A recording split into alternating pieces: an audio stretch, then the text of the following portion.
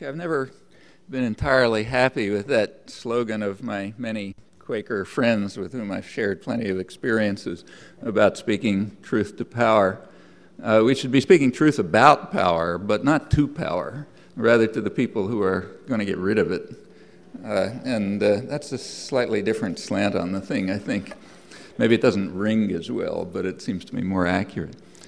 Well, as you all know, our meeting happens to coincide with the 50th anniversary of the United Nations, the other end of the country, and it is almost inevitable, I guess, but even appropriate that we should take this time to think seriously about contours of world order as they were then, what the prospects are for them now, and what the factors are that have determined them and will continue to determine them. Well, 50 years ago, there were two conflicting visions of the New World Order of the day. You're only hearing one of them in the commentary on the United Nations, and it's in fact only one of them that gets publicly articulated, but there was another one. They're both highly relevant today, I think. The one that one hears all the time is the vision of the United Nations and all the wondrous things we hope for and are dedicated to. The United Nations may now be facing its demise because of its alleged failure in bringing about these marvelous things to which we're committed. The second vision is what's sometimes called realism in international relations theory, which is critical of what they call the utopianism that accompanied the forming of the United Nations and that still resounds in the rhetoric. And the realist vision was also articulated 50 years ago, in fact, with great clarity, perhaps most clearly by one of the most respected statesmen of the 20th century, in fact, speaking for the victors in World War III, Winston Churchill, one of the World War II, sorry, that's the next one, speaking for one of the big three, one of the victors. He explained at the time, 50 years ago, that, in his words, the government of the world must be entrusted to the satisfied nations who wish nothing more for themselves than what they had. Our power placed us above the rest. We are like rich men dwelling in peace within our habitations, rather ample habitations, and we must keep the hungry nations under control or there'll be danger. Well, that's the realist vision. Earlier in the century, in fact at the peak of British power, right before World War I, Churchill articulated this vision with greater clarity in internal discussions of the British cabinet, which have only recently been declassified, released. Here he said, "We are not a young people with an innocent record and a scanty inheritance. We have engrossed to ourselves an altogether disproportionate share of the wealth and traffic of the world. We have got all we want in territory, but our claim to be left in the unmolested enjoyment of vast and splendid possessions, mainly acquired by violence, largely maintained by force, often seems less reasonable to others than to us. So we have to teach them regular lessons in reasonableness." And in fact, in this internal secret meeting, he was calling for an increase in the military budget so that the lessons can be taught better. A sanitized version of that did reach the public with all the offending phrases removed, but that's the actual version, and a very good one. I ought to add that the more humane among the conquerors didn't always find the measure so reasonable. For example, Adam Smith, who bitterly, 200 years ago, bitterly condemned what he called the savage injustice of the Europeans, who, as he saw very clearly, were brutally creating the first world, third world divide that's now so dramatic and was much less so at the time, in fact, virtually undetectable at the time, created, as he pointed out, by the savage injustice of the Europeans. Well, Adam Smith was a figure of the Enlightenment, pre-capitalist and, in fact, anti-capitalist in fundamental ways. And he was also smart enough to detect the fundamental illusions of the realist position. One of them was that, contrary to Winston Churchill, the rich men are never satisfied. Rather, as Adam Smith pointed out, they will always follow what he called the vile maxim of the masters of mankind, all for ourselves and nothing for anyone else. Second, the we who are enjoying their vast and splendid possessions acquired by violence were not the people of England or France or the United States and so on, except for accidental exceptions. Rather, as Smith put it, the principal architects of state policy design it to ensure that their own interests are most peculiarly attended to, however grievous the impact on others, including the people of their own country, which is quite a valid observation. The principal architects, he went on to say, were the merchants and manufacturers. That's changed. Now it's the huge transnationals and financial institutions, but the picture is valid. He was no fool. So to correct the realist story, the realist vision with Adam Smith's insights, it comes out like this. The rich men of the rich societies will pursue their vile maxim, seeking to expand their vast and splendid possessions, which they have gained by violence and maintained by force, resorting to savage injustice when necessary, and those who don't play that game will fall by the wayside. The lot of the vast majority of the population is just to serve and to suffer. That's the realist vision. Incidentally, these observations of Adam Smith's and Churchill's can be generalized to domestic forms of property, so-called property rights, and possibly even to a proposition that's being debated not too far from here, but I leave that to you. Well, that's one vision of world order. The other was the vision of the United Nations, or at least the rhetoric that accompanied its founding, and I won't review that because we're engulfed in it all the time in a flood of such pronouncements presented with great self-adulation as our permanent and noble commitment. Since you know all this by heart, I won't waste time on it. We can ask realistically, however, whether the people who produced the rhetoric have ever believed a word of what they were saying, or whether either consciously or maybe not too far below the surface, they actually adopted the realist vision that was advocated by Winston Churchill and corrected and condemned by Adam Smith. That's a fair question, and I think historical practice provides a rather clear, if not particularly flattering answer to it. Well, there are, of course, plenty of people who are deeply committed to the vision of the rhetoric and who hoped and often sought to make it a lot more than that. I suspect that that includes the vast majority of the population of the world, which is why reality always has to be masked in so much secrecy and deceit. It's, after all, easier to tell the truth. Why construct the illusions?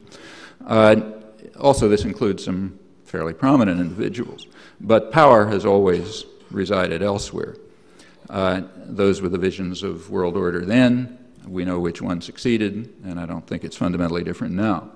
Going back to the United Nations, in the United States, attitudes toward the UN, the ones articulated that we can read, the ones that are articulated by the educated classes, folks like us, they have oscillated all over the place throughout these last 50 years, from great praise to utter contempt. I'll return to that at the end, suggesting a kind of a realist principle that gives, I think, a simple explanation for the variations. But first, let's take a look at the major arguments that are now current as to why the United Nations has failed in its mission and why we have to maybe get rid of it, and what all this tells us about the realities of world order.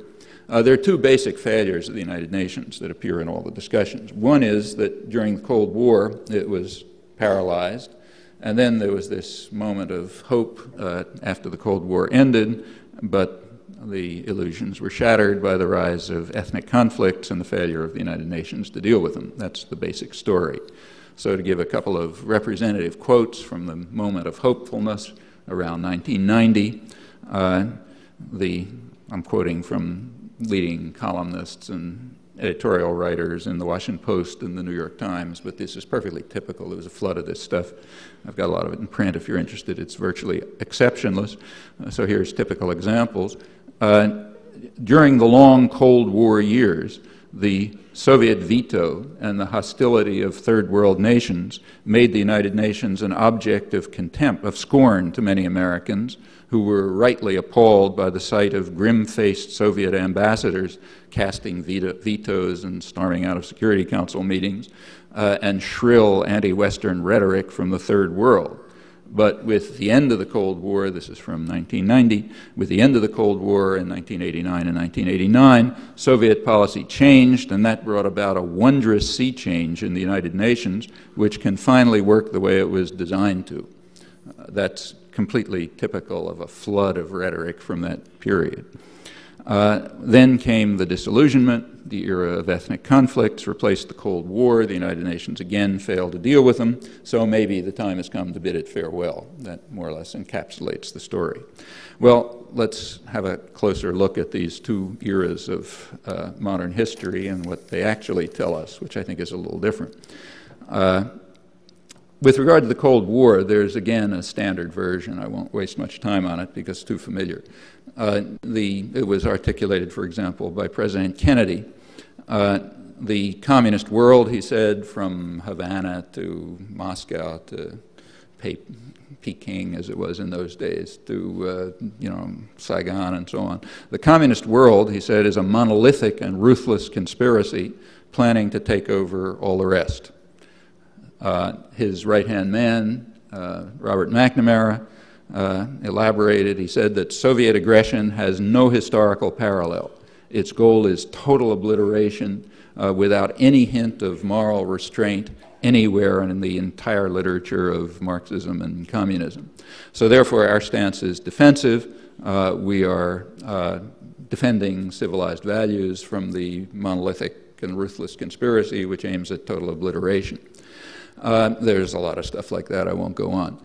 There's also a kind of a more sober version of this, which you find in the better scholarship. So, for example, and let me turn to that, take, say, John Lewis Gaddis, who's maybe the most respected of contemporary diplomatic historians and a major Cold War historian as well, who pretty much accepts what's called the orthodox version of the Cold War, nowadays sometimes called post-revisionist, for those of you who know this stuff. Rather realistically, he traces the Cold War to 1917, agreeing with George Kennan and many others, and I think that's right. And he explains that, of course, there was an immediate invasion of Russia right after the Bolshevik coup or revolution or takeover, whatever you call it. There was an immediate invasion, and he explains that as defensive. The West carried out a defensive invasion. Incidentally, on the side, that invasion was taken pretty seriously. So Britain, for example, used poison gas, which at that time was the ultimate atrocity. This is right after World War I. Poison gas was usually reserved to what were called recalcitrant Arabs and uncivilized tribesmen, among whom it would spread a lively terror. I'm again quoting Winston Churchill from secret documents, also worth reading. But in this case, it was possible to use the ultimate weapon even against white people, not just Kurds and Afghans who Churchill was talking about. So it was taken very seriously, the defensive invasion. But let's go back to why it was a defensive invasion. Well, Gaddis explains, the reason is it was a preemptive strike. It was taken in order to prevent potential Soviet actions, so therefore it was defensive. As he puts it, it was undertaken in response to a potentially far-reaching intervention by the new Soviet government in the internal affairs, not just of the West, but of virtually every country in the world, namely the revolution's challenge to the very survival of the capitalist system. So that's serious business. Now, what was that challenge? Well, obviously it wasn't a challenge by military conquest. Nobody claims that that was true in the time. There's some claim that it was true, years later. Incidentally, Gaddis, like other serious historians, and the internal record also discounted for the later period, but for this period it's not even under debate. So that wasn't the challenge.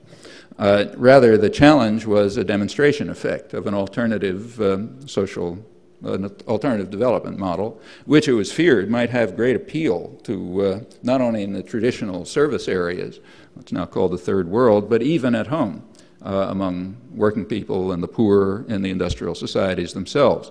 That, incidentally, was a prospect that very greatly concerned Lloyd George in England, Woodrow Wilson here, and others.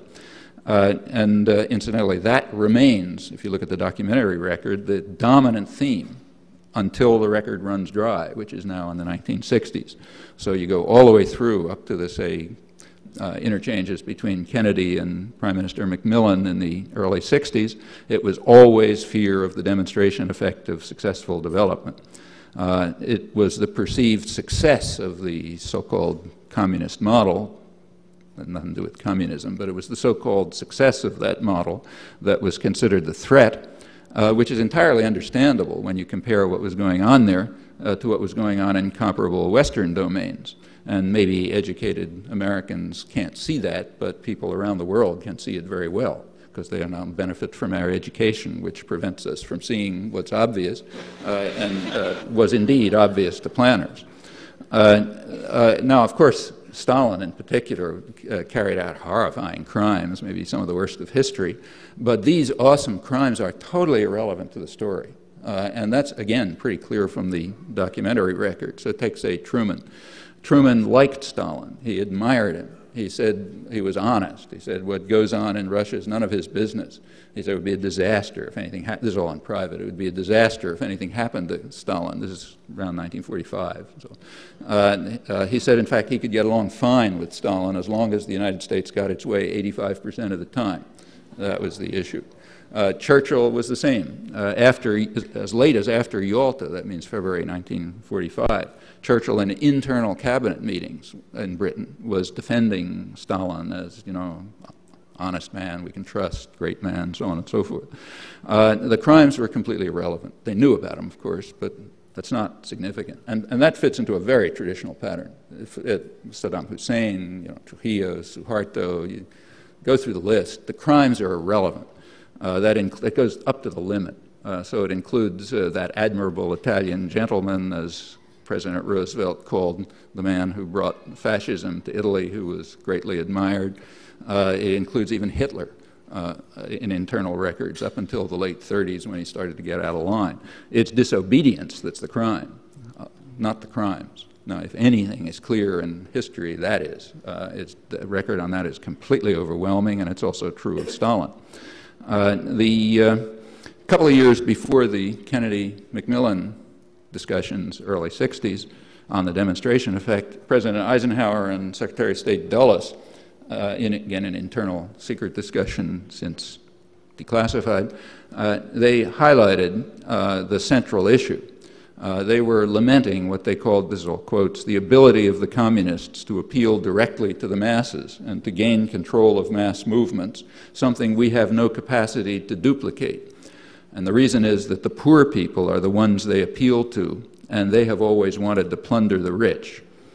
Now, as Eisenhower and Dulles understood, their position on who should plunder whom was going to be a pretty hard sell.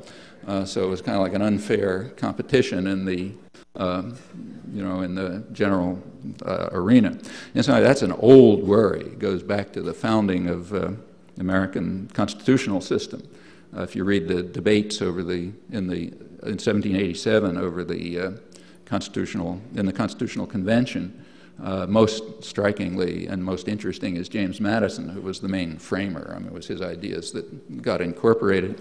And he warns very strongly against the danger of allowing a democratic system to develop. He discusses what would happen if they allowed it to develop in England, which was then the model of democracy. He said, you know, the majority of the population will undermine the rights of landed proprietors, and obviously we can't allow that.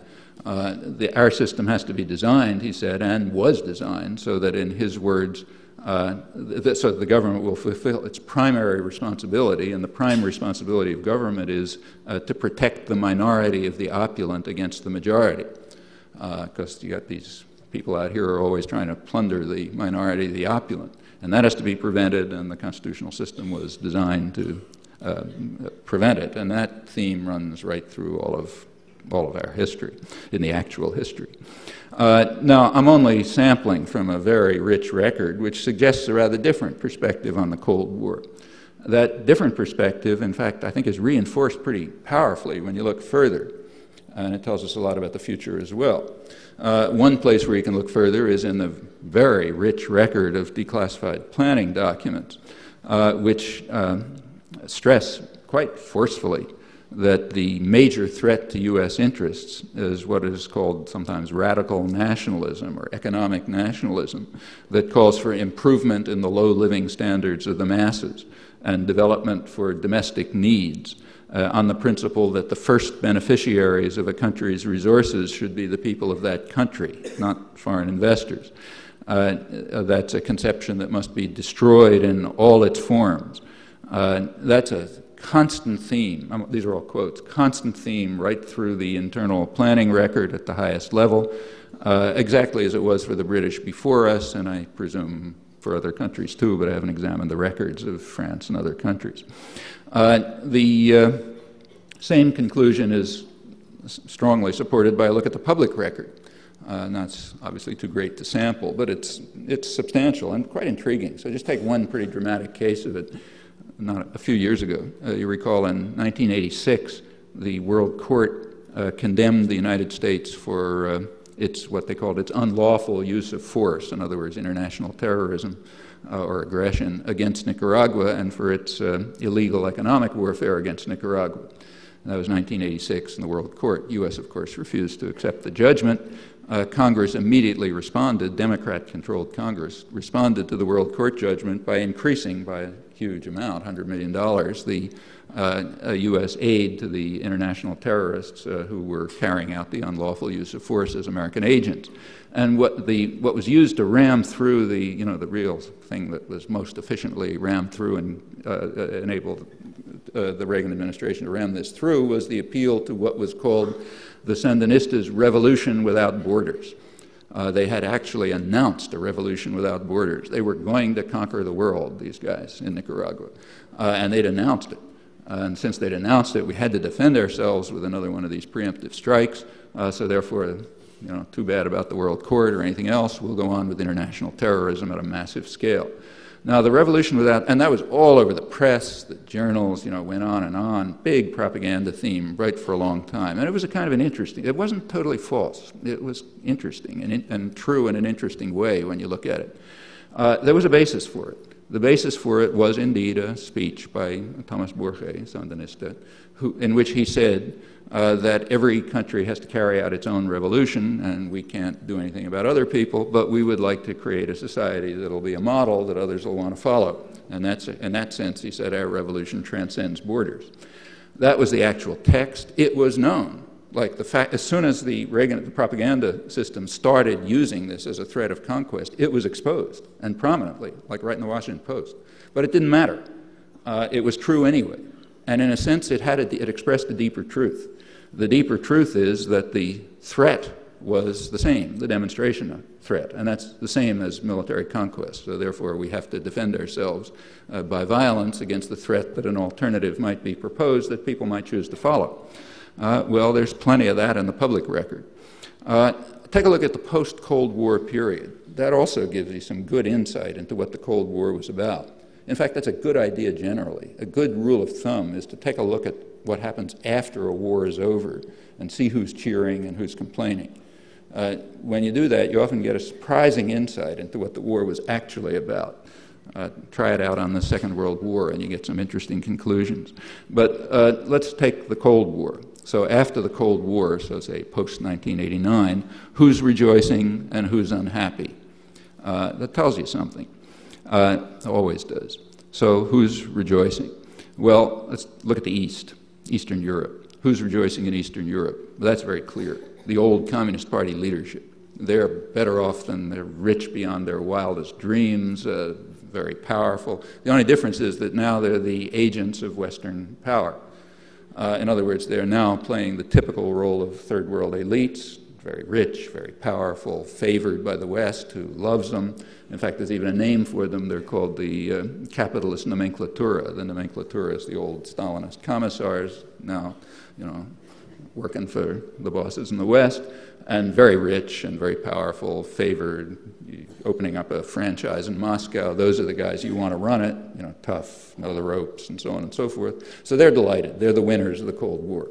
The old Stalinist bureaucracy and command, they won the Cold War, and they're rejoicing. What about the... there's others who are rejoicing, too. For example, CEOs of Western corporations. Western corporate world is rejoicing as well. And they're rejoicing for quite good reasons, which are explained in the openly and frankly in the international business press, like the Financial Times, which is the most important international business journal in London, which had an article about 2 years ago with the interesting headline, "Green Shoots in Communism's Ruins," meaning the whole thing is a wreck, but there's some green shoots, there's some good things.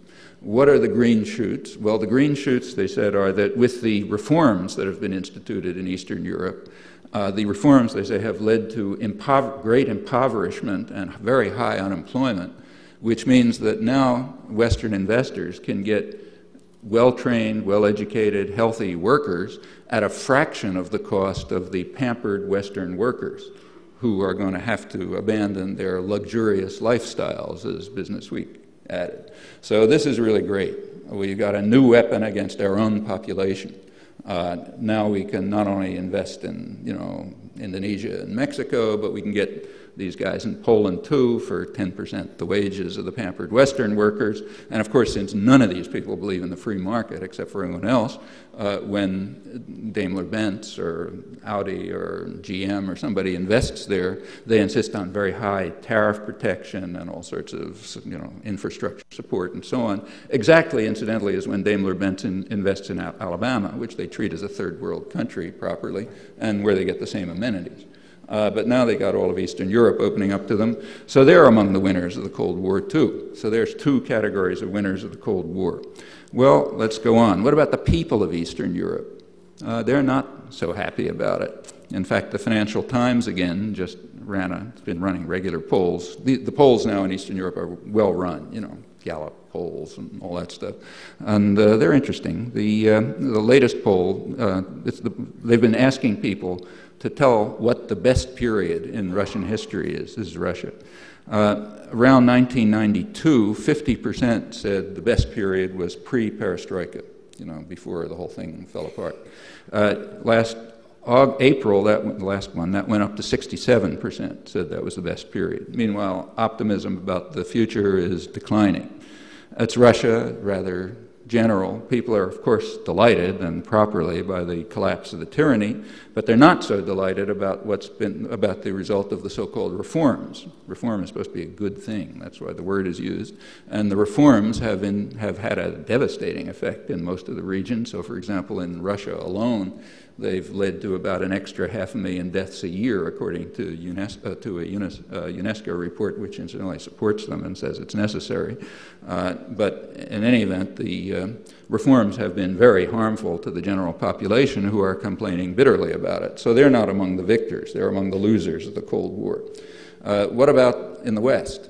Well, those pampered Western workers who are have another weapon against them to force them to give up their luxurious lifestyles, they're not so overjoyed about it either. And indeed, at some level at least, they're well aware of this new weapon in the hands of the masters to drive down wages and benefits and increase working hours and maintain the huge increase in corporate profits that's gone on since the end of the Cold War, and indeed to contribute to this spectacular redistribution of wealth that's taken place in the United States in the last 15 years, now escalating.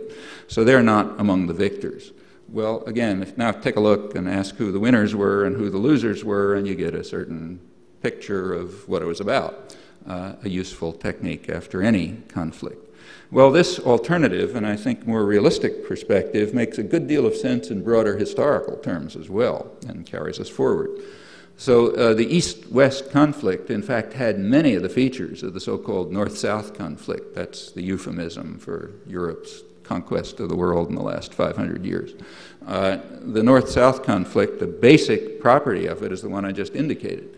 the service areas, it's now called the Third World or the South, they can carry out what's called complementary development, but not competitive development. They have to be subordinated to the needs of the rich men who run the rich societies. And if they try to move towards independent economic nationalism, it has to be crushed, because they're servants, like Churchill and other realists said. And as I say, it runs through the whole record. Furthermore, if they seem to be succeeding in independent development, then it's even worse. Then they become what are called rotten apples who might spoil the barrel, or a virus that might infect others, and they really have to be stopped because of the demonstration effect. So, for example, Henry Kissinger, when the time of the Allende regime in Chile, warned that the success of social democratic Chile would be a virus that might infect people all the way to Italy. And he didn't think that Chile was going to conquer Italy, but it was sending the wrong message to Italian voters, namely, here's an alternative you might want to pursue, and we can't allow that, so it's got to be crushed. That's basically the North-South conflict, and a good deal of the East-West conflict fits right into that framework. It becomes even more clear when you think about the history.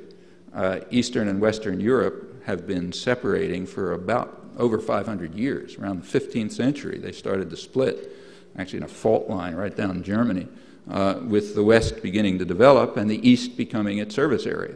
And that division deepened right up to the 20th century.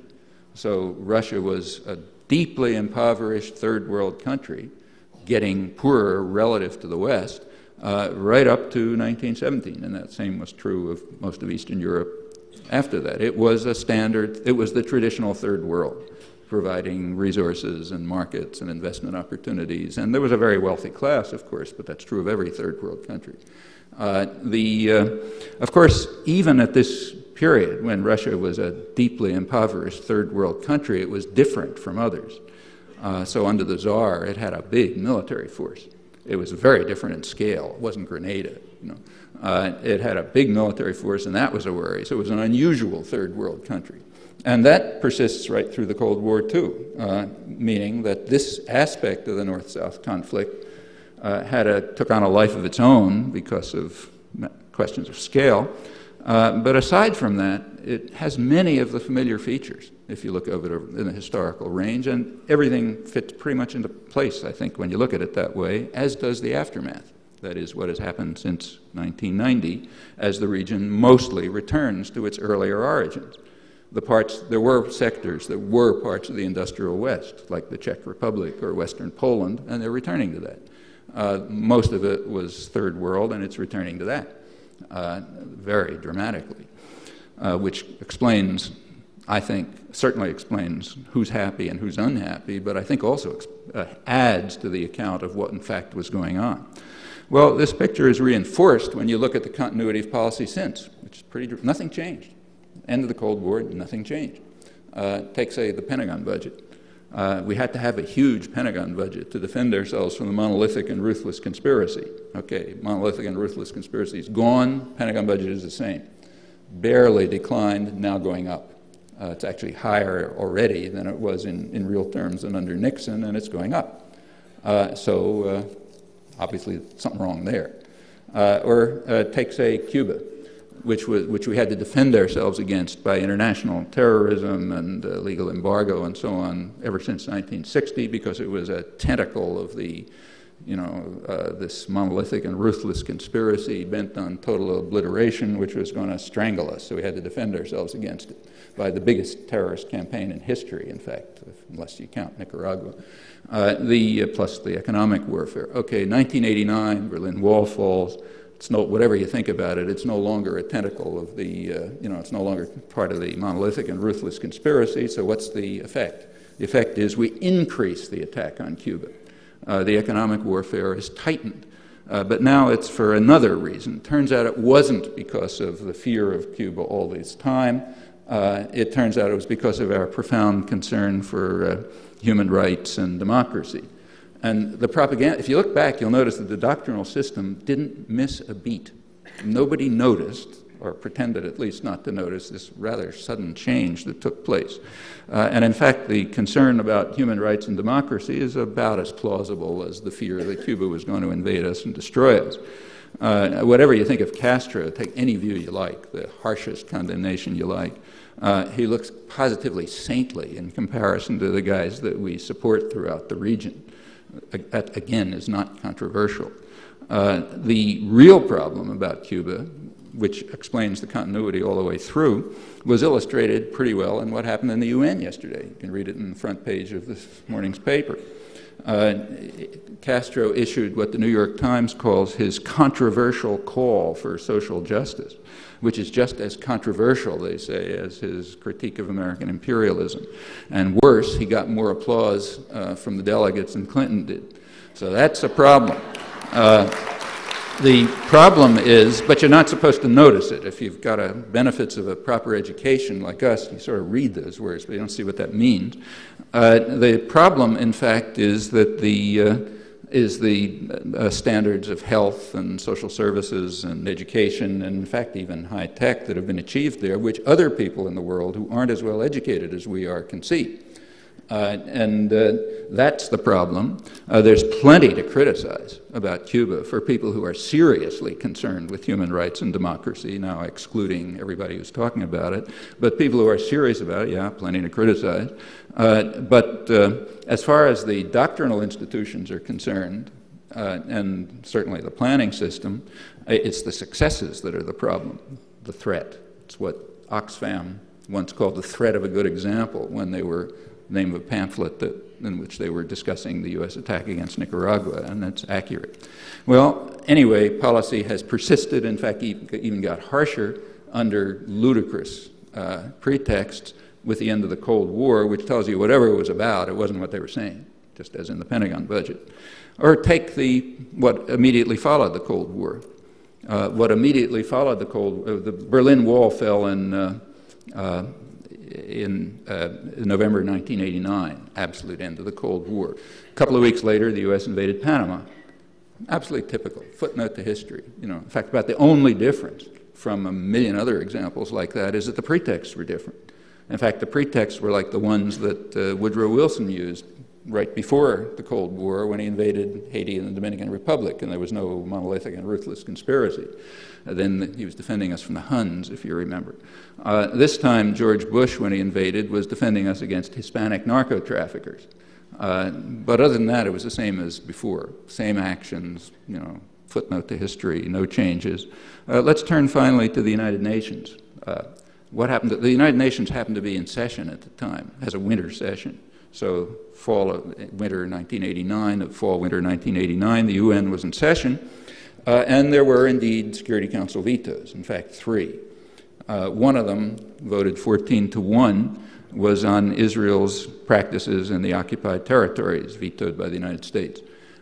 2 further Security Council resolutions were condemned the U.S. attack on Panama, vetoed by the United States.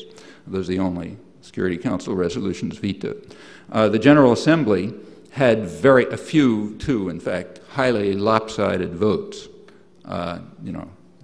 In fact, 2 votes against everyone else. U.S. and Israel alone voting against a resolution which condemned U.S. international terrorism against Nicaragua. The other, same 2 against, was a General Assembly resolution condemning the U.S. illegal economic warfare against Nicaragua. Now, why didn't it come up in the Security Council? Well, the reason is the Security Council had been disabled a couple of years earlier when it passed a resolution calling on all states to obey international law, not referring to the United States, but everybody understood what it meant, and that was vetoed by the United States, so that got rid of the Security Council. Actually, this incidentally continues. Another vote this time around, in which the U.S. and Israel again were alone, was against U.S. economic warfare against Cuba. 2 against, as usual. And this pattern is very traditional. It's standard. You recall the 50th anniversary line about how the UN was paralyzed by the Russian obstruction and vetoes and the grim-faced Soviet ambassadors. Well, here there's just data that you can look at. It's not easy to find, you got to search for it, but it's there. Since the 1960s, the U.S. is far in the lead in Security Council vetoes. In second place is the United Kingdom. A very distant third is France, and fourth are the grim-faced Soviet ambassadors. In the General Assembly, the story is about the same. Votes like 153 to 1 or 150 to 2 and so on are not at all rare, and that covers a whole range of issues, obeying international law, aggression, human rights, terrorism, and so on, and it's always the U.S. against. Those are the isolated votes. And a U.S. vote against in the General Assembly amounts to a veto, of course. Now, all of this is almost totally suppressed in the free press. I've reviewed it if you're interested. It's almost never reported. It's not even in the, even in the mainstream scholarly literature you don't follow, but it's there. And worse, the press and journalism and a good deal of scholarship not only suppresses the actual facts, but repeats endless lies about it, of the kind that I just reiterated. Well, that's something that ought to concern people who have any, who are worried about the nature of their country and the fate of their country. It tells us something about the culture that we're living in, and something worthwhile. But instead of going on with that, let me go on to that's the Cold War. You can think about it. Let's take a look at the ethnic conflicts, that disillusioned us after the end of the Cold War. They're real. There are new ethnic conflicts, namely in the area where the imperial system collapsed. So where the Soviet Union collapsed, there are ethnic conflicts that were held under control by the tyrannical system, same in the Balkans. But that's hardly a new phase of world history that calls for deep thought from serious intellectuals. In fact, it's absolutely standard. It's standard and expected with the decline of any tyrannical system, always. Take, say, post-colonial Africa, when the imperial powers left, lots of ethnic conflicts. Or take, say, India and Palestine after the British withdrew, horrible ethnic conflicts. The last, most recent imperial system to collapse prior to the Soviet Union is the Portuguese Empire. That collapsed in 1975. And it led to very serious conflicts, ethnic conflicts. Actually, three primarily: Angola, Mozambique, and Timor. They're rarely discussed in the same context, but they belong in the same context. These are three ethnic conflicts that took off right at the time of the collapse of the Portuguese Empire in 1975, and they were serious. Time's short, and I won't talk about Mozambique and Angola, but let me just quote the conclusion by one of the leading Western historians of Africa, the British historian Basil Davidson. He says that those responsible for the Contra subversions against Angola and Mozambique will be cursed by history for enormous and terrible crimes which will long weigh heavily on the whole of southern Africa. He's referring to you and me, incidentally, if it's not obvious, and he's quite right, in fact, too kind, in fact. The UN Commission on Africa estimated that more than 1.5 million people were killed, and there were over $60 billion in damages in the Reagan years alone by way of South Africa with U.S. support. That's under the rubric of what was called constructive engagement. In Angola, it's continuing with horrible consequences. Well, let me turn to Timor, which is even more dramatic in a way. It's not a small matter, incidentally. It's the worst slaughter relative to population, the only reasonable measure since the Holocaust. And it's very clear and unambiguous, ethnic conflict. The worst case in post-war history, in fact. And also outright aggression on top of it. Now, it's true that the UN failed to stop it. This was a real failure of the UN. So therefore, we have to dismantle the UN until we take a look at what happened. What happened is that the U.S. role in implementing the invasion and the slaughter was decisive, both at the military level and at the diplomatic level. At the military level, the U.S. had been providing about 90% of the arms, and immediately after the invasion, Henry Kissinger, who now produces noble words about the United Nations at the meeting, he immediately, secretly enhanced the flow of arms to the aggressors. Jimmy Carter then stepped in a couple of years later. The Indonesian army was actually running out of arms in this war. And as the slaughters peaked in 1978, they became real genocidal, Carter increased the flow of arms to implement them. What about at the diplomatic level? Well, our ambassador was Daniel Patrick Moynihan, and he's explained it in his memoirs, so I don't have to make it up. He writes in his memoirs that the State Department wanted things, that the United States wanted things to turn out as they did, and he was given the task of rendering the United Nations utterly ineffective in anything it might do to impede the Indonesian aggression, and he said he carried this out with great success. And then he goes on in the next sentence to say, well, apparently within the next couple of weeks about 10% of the population was slaughtered, and then we go off to the next topic. So yeah, the United Nations failed. And in fact, it continued to fail for similar reasons. End result of all of this, Moynihan is lauded all over the place as the most courageous and leading exponent of international law and morality, a lone voice of honor at the United Nations. Carter's, soul of our foreign policy is human rights. Kissinger gives speeches at the UN, and so on. Again, tells us something about the intellectual culture in which we live. What about coverage of all of this? That's interesting, too. Pre-1975, believe it or not, Timor got a lot of coverage in the press. The reason was concern about the collapse of the Portuguese Empire and what it was going to mean. As the invasion took place with decisive U.S. military and diplomatic assistance, as it took place, coverage began to drop. By 1978, when the slaughter peaked, coverage reached zero, both in the United States and Canada, another leading investor in Indonesia. Later on, there were some changes in an interesting way. So by the 80s, there is coverage. And it has an interesting tone. It's a good thing that's there, sometimes even accurate, but it has an interesting tone to it. It's indicated by, say, headlines, an editorial in the New York Times called "The Shaming of Indonesia," or articles in the Washington Post by, say, James Fallows and others, saying, well, it's our mistake. We didn't do enough to stop the atrocities. Actually, we did more than enough. We implemented them. And it's not the shaming of Indonesia, it's the shaming of the United States and the shaming of the New York Times and so on. But that insight is inexpressible. It's no problem about our not doing enough. We did, as I've indicated and barely indicated, did plenty. Actually, they, in fact, made the decisive contribution. But that's inexpressible. That's not part of the possible culture. Now, there have been changes, important ones. One change is that popular opposition finally developed, enough so that U.S. Congress did impose constraints on sending arms to Indonesia, which forced the Clinton administration to undertake all sorts of chicanery to evade the restrictions as it did. But that's important. There have also been significant changes in Indonesia. It's a lot harder to criticize things in Indonesia than it is here. Very much harder.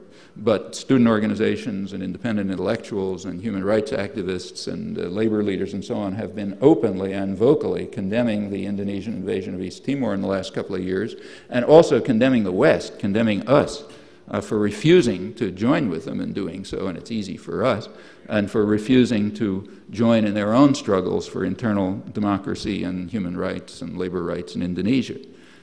And for them to do it, I stress again, is a lot harder than for us to do it. That's heroic. Nothing for us to say that. Well, the end of the Portuguese Empire had consequences that are far worse than the end of the Soviet Empire. The end of the French Empire, still worse, led to Algeria into China with about 4 million people killed. There was a Cold War element, but pretty far at the margins. Suppose we look elsewhere, say at the Middle East. Well, take say Lebanon, the absolute symbol of ethnic conflict yesterday and still today. In fact, Lebanon hit the front pages recently, all of its horrible ethnic conflicts, right after the Oklahoma City bombings. Remember, the headlines were, Oklahoma City looks like Beirut. Horrible. I mean, here's this horrible stuff coming back to haunt us right here. Real atrocity. It's true that Oklahoma City did look like Beirut, in fact, very much like it. Of course, Beirut has been looking like Beirut for some time. In particular, it looked like Beirut exactly 10 years before the Oklahoma City bombing, when the biggest car bomb in history went off, the worst terrorist act in the region in that peak year of terrorism, which was virtually identical with the Oklahoma City bombing. A bomb went off in right outside a mosque, a huge car bomb, timed to kill the maximum number of people when they were leaving, killing mostly women and children, babies slaughtered in their beds and that sort of thing, huge casualties. you remember that after the Oklahoma City bombing, there was a lot of talk about how we're going to hunt the criminals to the end of the earth and bomb the Middle East if it's there and so on. Well, in the case of the Beirut bombing, just exactly 10 years earlier, all of that would be really easy. That is, assuming that the U.S. Air Force has the capacity to bomb Washington and California and Texas and places like that, because the bombing was organized by U.S. intelligence, by the CIA, and carried out with the assistance of British intelligence, so maybe there's a couple of bombs left for London too. Yesterday at the United Nations, Clinton's big announcement was that calling on everybody to aid us in the struggle against international terrorism and to find the criminals wherever they are and so on and so forth. Some other interesting things there, which I'll talk about if you like. There's no time. Yeah, that's pretty easy. We can certainly do it. No big problem. We know exactly where they are. There's incidentally no controversy about this, but oddly, somehow it was missed, And all the talk about Oklahoma City looking like Beirut, nobody was able to point out that there is, after all, a comparison. And if you want to look for international terrorists, we know where to look for them. It's not that the press didn't know about it. It was brought to their attention. I know myself, because I did it lots of times. And some people tried to write about it and couldn't. The same was true in Britain, incidentally. So anyhow, yeah, Lebanon has a horrible place, and there are some interesting reasons why. The Middle East is also supposed to be a grand success in overcoming ethnic conflict, namely the Oslo agreements. I would like to talk about that, but there's no time right now. Again, I'll come back if you like. It's, again, very revealing what actually happened. What actually happened is the victory of a huge U.S. power play in which the United States for about 20 years has stood alone against the rest of the world, alone in blocking a diplomatic settlement, and has now rammed through its own rejectionist position.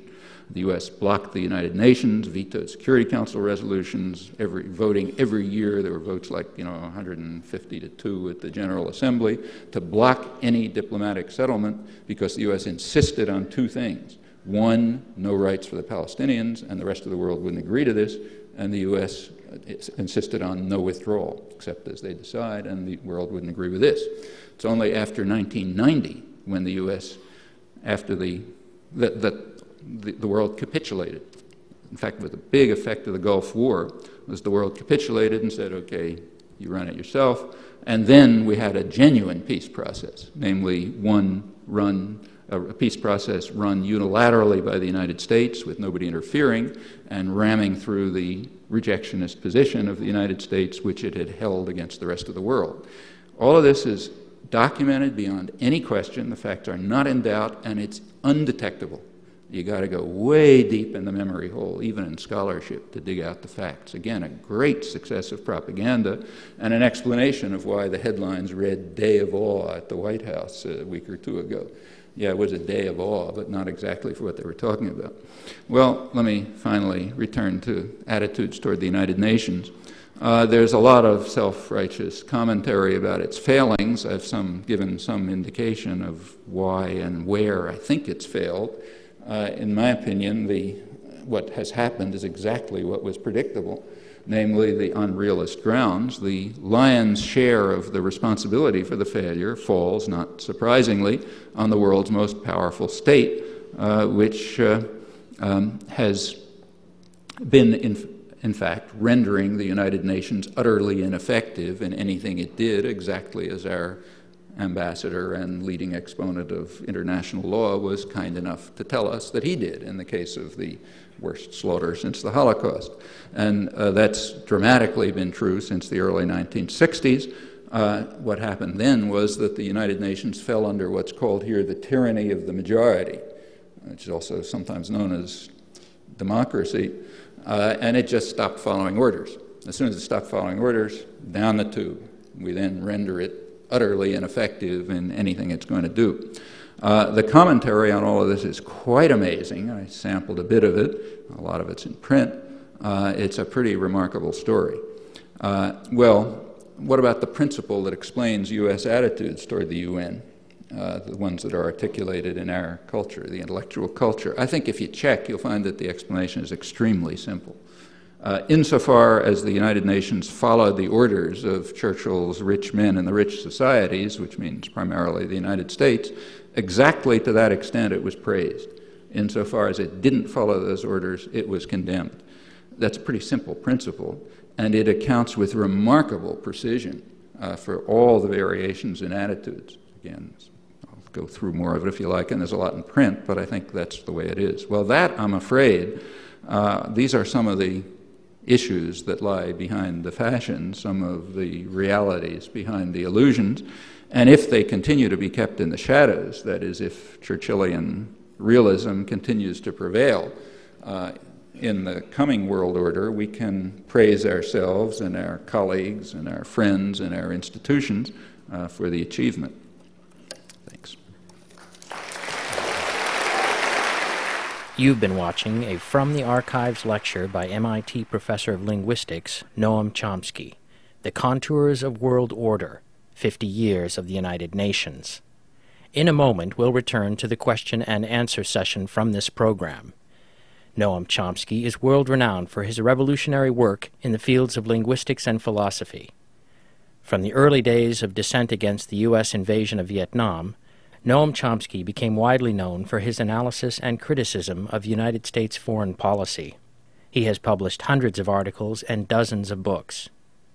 At the time of this lecture, October 1995, he had most recently published Year 501, The Conquest Continues, and World Orders, Old and New. His most recent books include Hegemony and Survival, America's Quest for Global Dominance, and Failed States, The Abuse of Power and the Assault on Democracy. For more information about Noam Chomsky and his work, please visit the Noam Chomsky website at www.chomsky.info. And now we return to the question and answer session from our program, The Contours of World Order, 50 Years of the United Nations. Actually, if I can have one more minute, there's something I really feel bad about. The President yesterday made an eloquent appeal to people to help him out, and since I've been talking about following orders, I'd like to perform my duties as a citizen and respond to the President's request. You can read it in the front pages of today's papers, and it's not quite what I was talking about, but closely relevant. Apart from the appeal for everyone to search out the international terrorists and pursue them to the corners of the earth and so on, which is easy, as I mentioned, easy ways to start on that. There was another thing equally dramatic. He called a national emergency because of an unusual and extraordinary threat to the national security of the United States, and he called on everyone, all nations and everyone, to join with us in the task that he announced, which is the following: to identify any nation, person, or company, business, engaged in money laundering or playing a significant role in drug trafficking centered in Colombia. And all such nations and companies and businesses will be banned from operations in the United States, and please help him out.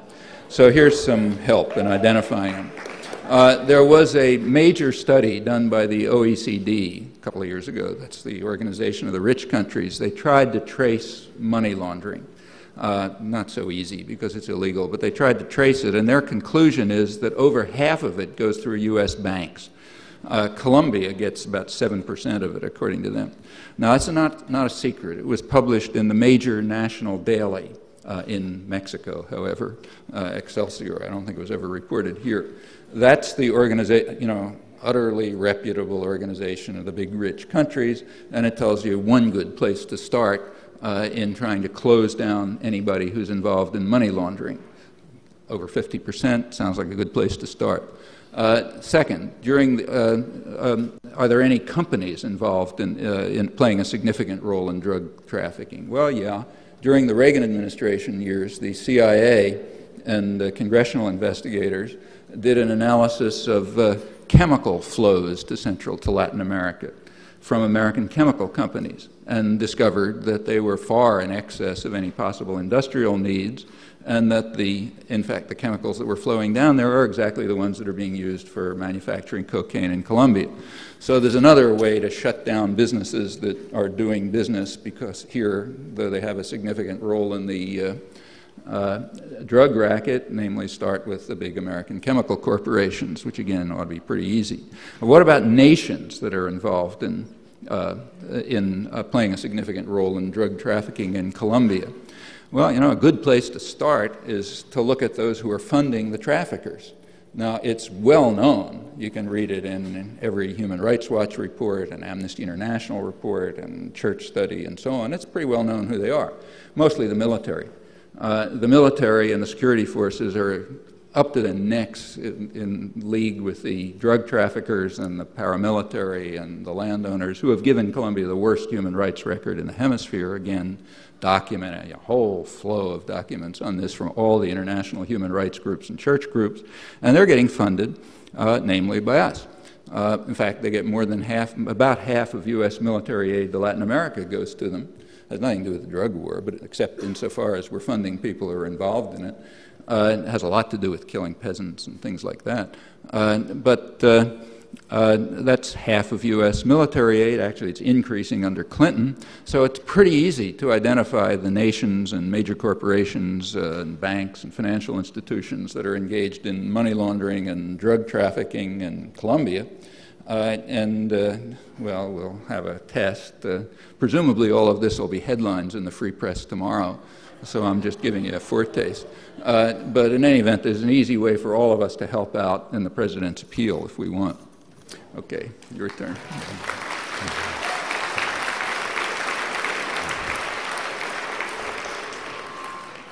Thank you for coming out on this trip, Professor Chomsky, and thanks to the groups who sponsored your trip here as well. My question regards nuclear weapons policy in the United States in the post-Cold War era. My understanding is that pretty much a year ago there was a nuclear posture review conducted by the administration, and the decision was to continue a policy of nuclear deterrence as a result of that review.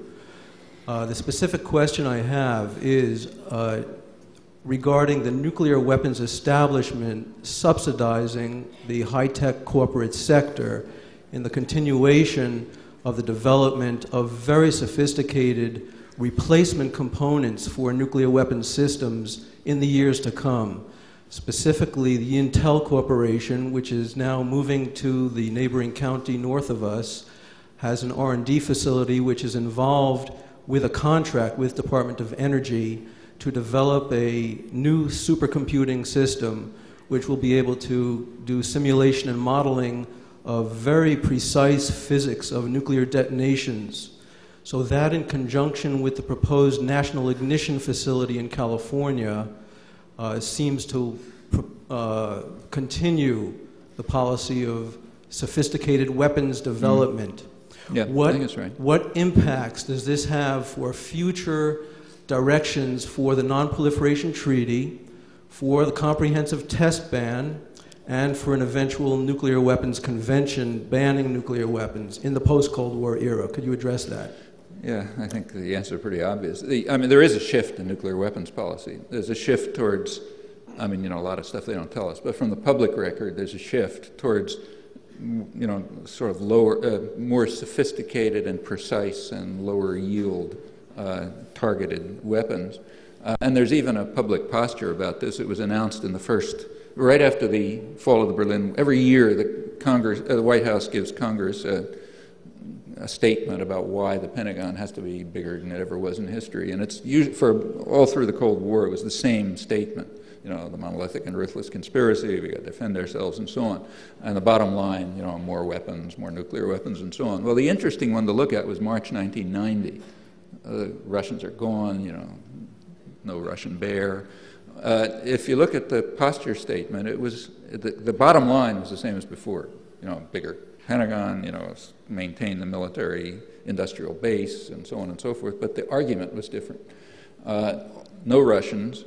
In fact, they even said that our main intervention, this is before the Gulf War, our main intervention forces have to continue to be targeted to the Middle East, where the threat to our interest could not be laid at the Kremlin's door, you know, contrary to the lies of previous years. But there was a threat, namely what they called the technological sophistication of third world powers. That's the threat all of a sudden. So we have to maintain the same system because of the technological sophistication of third world powers, which at least is getting closer to the truth. All of this is a system of world control. And if the Russians aren't there, well, let's be more honest. So the clouds are kind of lifting, and I think the weapons policy is shifting in that direction. There's another comment that's worth making about weapons policy, and here, just let me suggest an inquiry to you. There's a good question. I mean, you used the word deterrence, and that's the word that's used, but there's a fair question. One should ask, were the weapons designed for defending us? Well, you know, you can sort of check that. You can look at the threats that the United States faced, and there have been some, and ask what response there was to them. So say go back to around 1950. I mean, the U.S. was the most secure country in the history of the world. You know, controlled the whole hemisphere, controlled both oceans, the opposite sides of both oceans. You know, had huge military apparatus. I mean, it's just there's no level of security remotely like it. But there was a potential at that time. The potential threat to the United States was intercontinental missiles with high yield, meaning hydrogen bomb warheads. So now the records are out. Take a look and see how much attention was given to relieving that threat. Answer, it never even came up, meaning the one threat that there really was of absolutely no concern to anyone. Now, you know, could negotiations have been carried out that would have prevented that threat? Well, you don't know, you know, until they were tried, and they weren't going to be tried because basically nobody cared. And if you check the story, you'll find that that runs through to the end. Like take, say, the Reagan years. The biggest military threat to the United States in the Reagan years was sea-launched cruise missiles. The United States has long coastlines. You know, submarines can come right up to the coastline. Cruise missiles are very precise. They can carry nuclear weapons. So that's a real threat to the United States. No threat to Russia. They don't have coastlines. But it's a big threat to us. So ask yourself how the Reagan administration strategists handled sea-launched cruise missiles. They wanted them extended. They wanted to block any negotiations that might stop them. And in fact, that story runs quite consistently all the way through, which again suggests that something else is going on. And I think we see what else is going on even more clearly now when we look at the shift of weapons policy. About the Non-Proliferation Treaty, I mean, obviously, as long as the major powers, meaning mainly us, but you know, Britain and France, are going to hold on to nuclear weapons, and as long as our kind of client states do, like Israel with our support, incidentally, sure, it's going to, Non-Proliferation Treaty is going to work just insofar as you can beat people over the head. You know, incidentally, one thing you might keep an eye on is a proposal coming to the World Court. The World Health Organization, about 2 years ago, I guess, voted to ask the World Court for an advisory opinion on the legality of keeping nuclear weapons.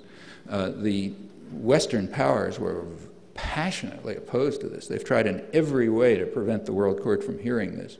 They went as far, the United States went as far as threatening Indonesia with sanctions, like not for, you know, invading East Timor and killing off large part, that's okay, but because Indonesia was planning to propose to the World Court pass a resolution on from the non-aligned countries saying, yeah, they'd like to hear the World Court opinion on this. That was going to call for sanctions. Well, you know, it's still coming up. I think it's still being discussed. It's very hard to learn anything about it, you know, because it's never reported. But it's in process now, and that could be of some interest. It's, of course, an opinion of the World Court, and the rich and powerful don't pay any attention to it if they don't feel like, as the Nicaragua case showed. But nevertheless, it's another step towards trying to, which can be used to try to get people to understand what all this stuff is about. But you know, other than that, I think things are going in a very dangerous direction. A quick question and ask you for a comment, ask you for a response. You referred to the preemptive strikes used by the United States. One in the early 60s was used at a place called the Bay of Pigs in Cuba, and one of the gentlemen who helped repel that preemptive strike, as you indicated, has now grabbed a much bigger share of the world stage than President Clinton felt like sharing at the United Nations this weekend. And I wanted to point out that a couple of months ago in Cuba, there was a demonstration, about 500,000 people to support the Cuban Revolution, one of those little facts that also doesn't climb into the daily newspapers in the United States very often. In 1989, there were all kinds of predictions that Fidel Castro would be going the way of Ceausescu and others in Eastern Europe. All of that has turned out really to be not true. And the Cuban people have asked for help from people in the United States and elsewhere in trying to fight against this criminal embargo that, if I'm not mistaken, perhaps you can correct me, is the longest embargo of its type carried out by any country in the world against any other country. So I wonder if you could say a word or two about that, and I would just like to tell everyone that if you're interested in doing anything to fight that embargo, there is literature and information at one of the tables outside. Thank you. Yeah, it's by far the longest. Also, economic warfare embargoes, which are completely illegal. The United States is way in the lead. The third world, the South, you know, the non-aligned countries, actually tabled a resolution at the United Nations about 2 or 3 years ago, calling on the General Assembly to ban the practice of economic embargoes, which are, and of course, big powers would never even let it get to a discussion. It's been condemned by the World Court in the case of Nicaragua. In the case of Cuba, I mean, you take a look at the last vote at the UN. Not only in previous votes about the embargo, the U.S. had gotten more than its automatic one vote. It had also gotten Albania 1 year, and it got Romania 1 year. But this year, Albania and Romania dropped off, so it's just the U.S. and Israel, which means the U.S. It's one vote alone. Furthermore, very interesting was the discussion about it. Even U.S. allies, loyal U.S. allies, usually pretty craven U.S. allies like Britain, were bitterly condemning the embargo. And it has nothing to do with your attitude toward Castro. It's a totally separate issue. And the U.S. is, in fact, tightening it, making it worse. Interestingly, the U.S. business community is now split on the issue, on the same principle as Vietnam. I mean, torturing people makes some sense, but making profits makes more sense. And if the two things come into conflict, then there's two values that have to be considered, and one might prevail over the other.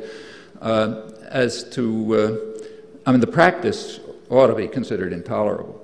I mean, like nobody puts embargoes on the United States, It's a practice that can be carried out by the powerful against people they want to hurt.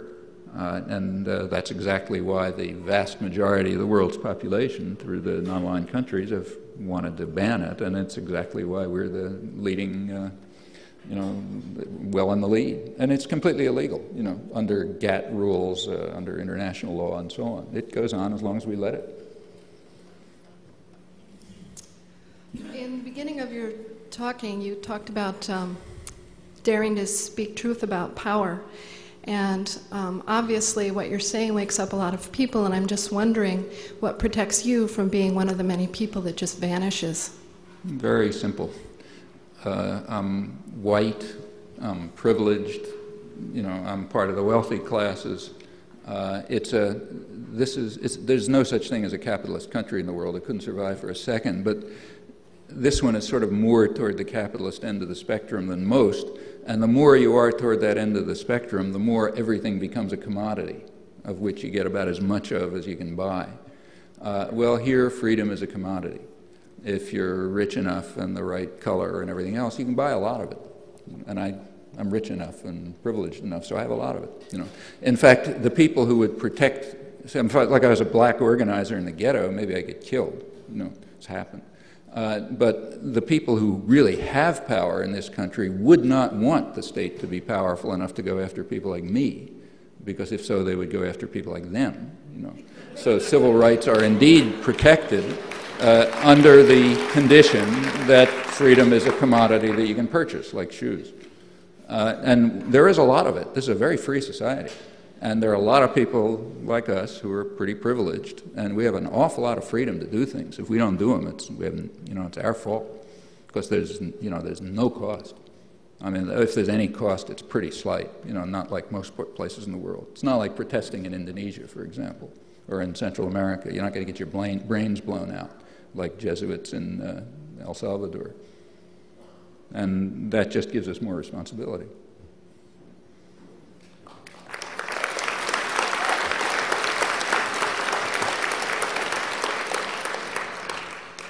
I want to draw some references to your earlier statements about nerve gas and international terrorism, with the use of chemicals that are being put in our food and our clothing and our cleaning products, You could smell it when you walked in here today when the rugs were rolled out, and tobacco and our medicines ad infinitum.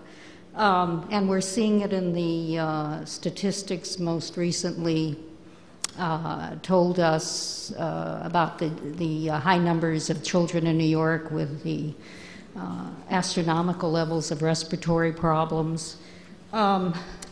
These manufacturers, it is an international terrorism, and they're killing themselves as well as everybody. I kind of see it doesn't matter whether we have education or money in the future.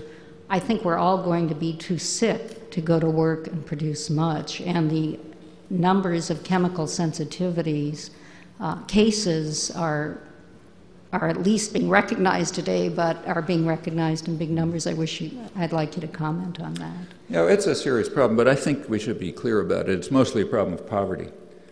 People like us may suffer somewhat, but not a lot. The people who are really going to get it in the neck are the ones who are poorer here and, of course, in the third world. So just take, say, tobacco. Tobacco is a very dangerous drug. In terms of the number of people killed, it's like, I think, the latest figures I saw is about 100 times as high in the United States as all hard drugs combined. As compared to marijuana, I'm sure is not good for you, but I don't think there's a single known overdose from death from overdose in marijuana after, I don't know, 60, 70 million users. Plenty of deaths from tobacco. So it's very, and furthermore, tobacco is different from other drugs in that it harms other people. Like if I smoke, it harms you, you know. And the costs are very high, but they're not much here. You know, they're going down here, especially, by now smoking is mostly a class issue here. So if you look at you just look at the statistics on smoking, it's not totally, but by and large, the sort of, as you go towards, you know, as wealth goes up, smoking goes down very considerably. It's become sort of a class issue. On the other hand, there are other parts of the world where smoking is going way up with aggressive U.S. intervention at the very same time that George Bush announced the drug war, same month, in fact. The U.S. Trade Commission was conducting hearings on sanctions against Thailand and South Korea, which passed, because they were not permitting aggressive advertising of U.S. lethal narcotics, namely tobacco, aimed mostly at women and children. So here's, you know, all kind of hysterical talk about Noriega and the drug war on the one hand. On the other hand, we're using state power to force women and children there to smoke more and more so that more and more can be killed. Incidentally, the press wouldn't cover this either. It was hard to avoid. The Surgeon General of the United States, Everett Koop, properly conservative, was outraged about it and tried to get some attention, and nobody could do it. He said it was like the Opium Wars. Nobody would report it. Well, the scale of that is substantial. There's a well-known epidemiologist in Oxford University who really recently tried to do an estimate on what the cost was going to be to China of the aggressive marketing of tobacco there, mostly to young people. And, you know, his estimate, for what it's worth, was that of people now under 20, I think that was the number. I think he said about 50 million were going to die from the effects of tobacco. That's fairly substantial killing, even by 20th century standards. And it is very much kind of, you know, it's not uniform, but it's highly correlated with privilege and opportunities. And I think the same is true if you look across the board. Yeah, you're right. These things are going to harm everybody, but not equally. I hope you'll forgive me if I ask a question that should probably be a lecture in itself, but I think a lot of people probably came here expecting to hear some kind of solution or looking for solutions. And I was wondering if you could address this kind of a three-part thing. Like personal solutions that you've participated in. Like I believe I read in an introduction to one of your books that you participated in the early Zionist movement, which was an anarchist sort of socialist movement, and also in the 60s as well. And also, if you could address what most people here are young intellectuals who want affect change in society in the way an intellectual can sort of break with their class privilege. And third, a lot of people leaning towards the anarchist bent of solutions have a very hard problem dealing with the organization. Like less organization is seen as like a more bigger solution. And to me, I can't see us being like too organized, but it's more the type of organization that's at question. Mm-hmm. And I was hoping you could address maybe some of the solutions you've participated in that were not hierarchical. Okay, just first of all to clarify, it's true that I was pretty active as a teenager in the Zionist movement, in fact remained so for a long time, but it was anything but an anarchist movement. It was a nationalist movement which had, this is in the early, before the state was established, and it had various wings. And there was a kind of a libertarian socialist wing, and that's the part I was interested in. But by 1948, that was essentially dead. In fact, that part of the Zionist movement was opposed to a Jewish state. It was part of the Zionist mainstream at the time, because the idea of a Jewish state is a fairly recent one. It was even opposed by the leadership until about 1942. But that's a different story. I don't want to go into that whole thing. As far as things that can be done, there's tons of them. I mean, take, say, East Timor, which I just mentioned. If for about this is not a small thing. It's the worst slaughter since the Holocaust relative to the population, and for a long time you just could not talk about it. The number of people involved, there's kind of like a dozen people, maybe mostly young, who were involved in it. I can name them if you like. And you just couldn't break through. Zero. Well, the last couple of years it changed. I mean, it got to the point where there's a considerable protest, and it's mutually supportive. Like protest here relates to protest in Australia, and they're mutually stimulative, and to England, and even Indonesia. Now, the Indonesian protests don't get reported here, but they do get reported in Australia. And if we could do it, we could report it here, and that's important. And that made a big change. It made such a significant change that by now there is actually a possibility that Indonesia might withdraw and allow self-determination. When the U.S. changes policy, the world listens, because this is a big thug, and everybody knows it except educated people here. And if it changes policy on something, everybody listens, including Indonesia. So there's something that was done by a very small number of people who had a tremendous effect per, if you count the number of hours that were put in and the number of lives that were saved, it's extraordinary. Or take, say, the Indochina War. I mean, it's true that it ended up killing about 4 million people, but the U.S. did not use nuclear weapons. It didn't totally destroy all the countries of the region, just mostly. Well, that's because a lot of people struggled against it. Or take, say, Central America. The biggest popular movement of, I think, post-Second World War, it's never talked about in the press, but it certainly was there, was the Central America Solidarity movement, way beyond anything that existed in the 60s. And very not only spread, but pretty deeply rooted in mainstream American society, whereas the movement of the 60s was kind of marginal. It was enormous. I mean, churches, it was much stronger in the Midwest and Southwest than it was in places like, say, Boston campuses. And it was very effective. I mean, the Reagan administration tried to duplicate Kennedy. Kennedy just attacked South Vietnam in 1961, just sent the U.S. Air Force to start bombing it. It's not part of our official history, but it happened. The Reagan administration tried to duplicate that in 1981, and in fact announced it with a white paper very similar to Kennedy's, who was their model. And there was such popular reaction, they had to back off and resort to international terrorism instead of direct aggression. Well, international terrorism is harmful, but direct aggression is a lot more harmful. So that's a big, it's not pretty what happened, but could have been a lot worse. And you can go across the board. I mean, the more we can do, the more we can change things. I don't think there's any secrets. I'm not spending any time on it because I think it's obvious. If you recognize our responsibilities, which are great, and our options, which are enormous, instantly you can think of all kinds of things that can be done, whether it's Colombia or Timor or Africa or wherever you like. Just think about it for 2 minutes and you'll think of things that can be done. Now, as for anarchists and organization, anarchism covers a lot of things, but I don't, and I've always been much interested in it and engaged in it and committed to it, but I don't think there's any conflict between anarchism and organization. At least the parts of the anarchist movement that I've been interested in were looking for a highly organized society, but organized from below. Organization doesn't mean hierarchy and authority. That's something else. But if people get together to run things and they federate with others and they make voluntary associations maybe across the planet, that could be an extremely high level of organization.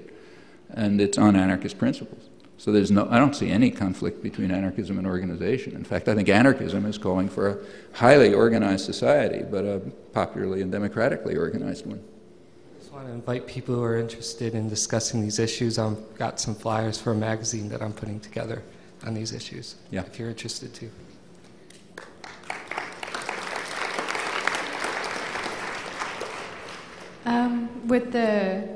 I noticed McNamara came out with a new book on Vietnam, and I was wondering if you would comment on what the U.S. relation to Vietnam is at this current moment, as well as what is the current political, economic situation inside of the country.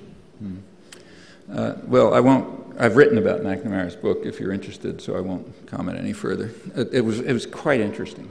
What was interesting about it was that there isn't the discussion about it was what was most interesting.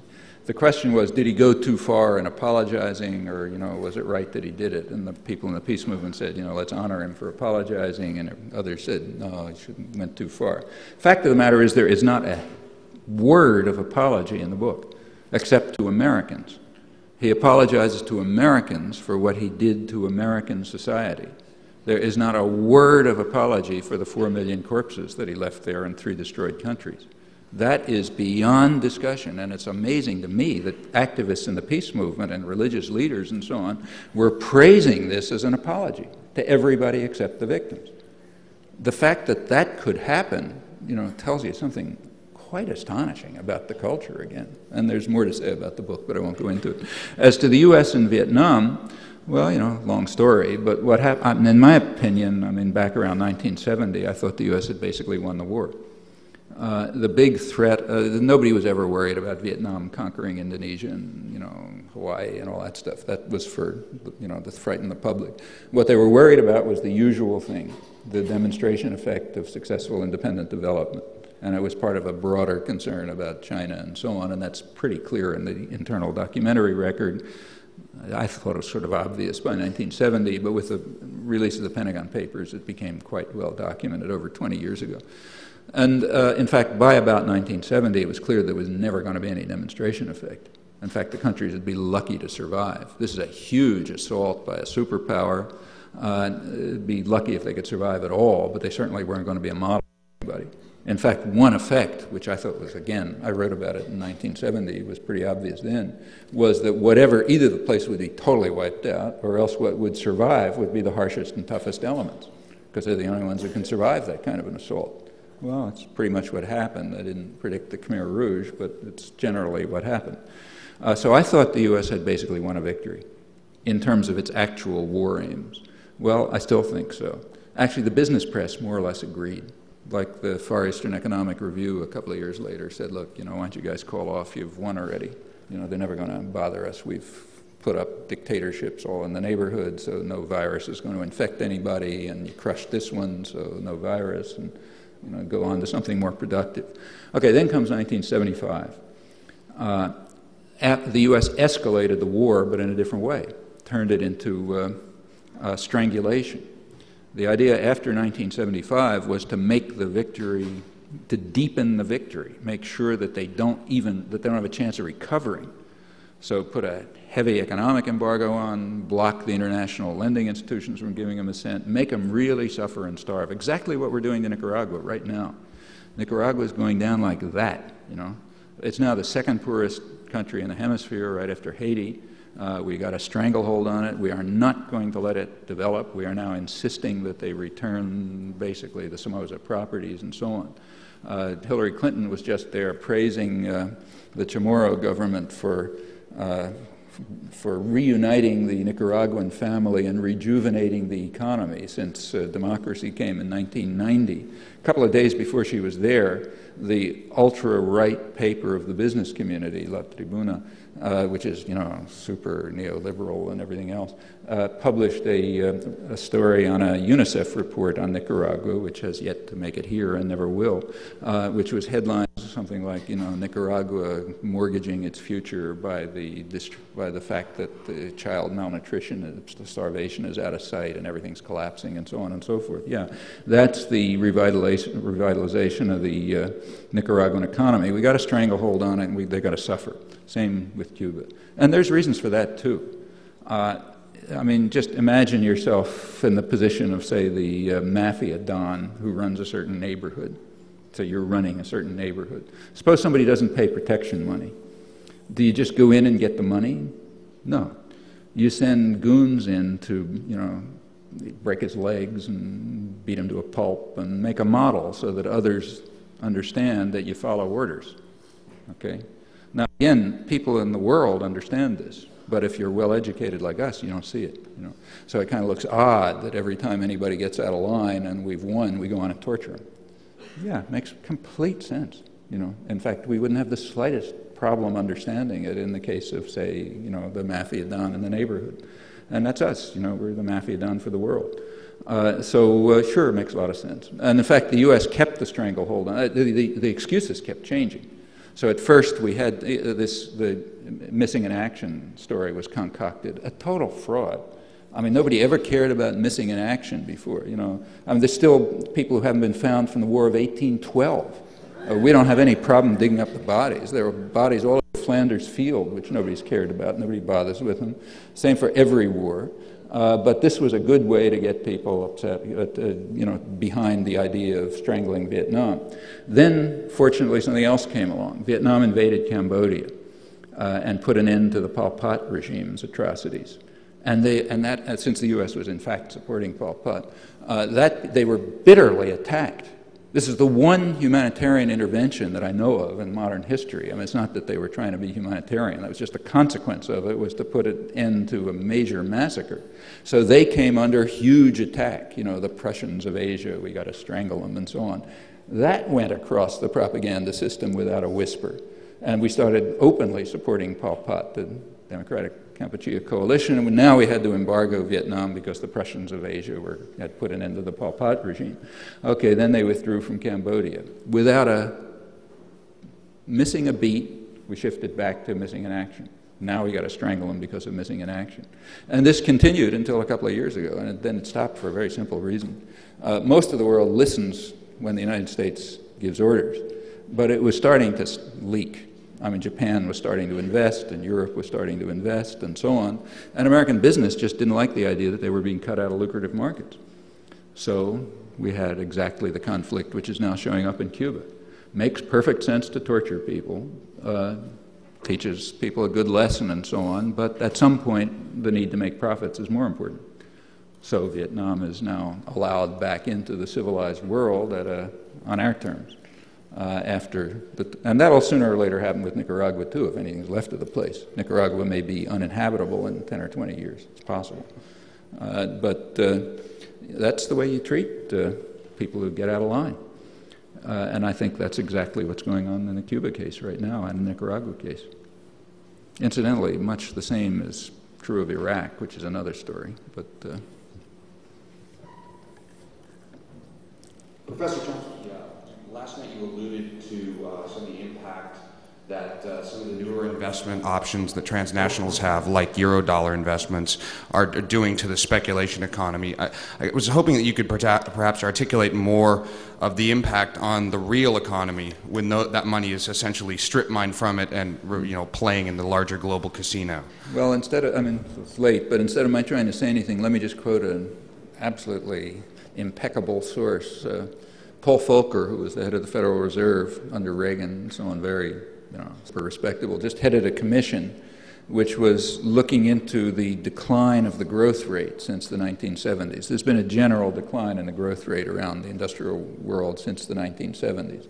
And they concluded that about 50% of the decline could be attributed just to the shift of capital to speculation against currencies.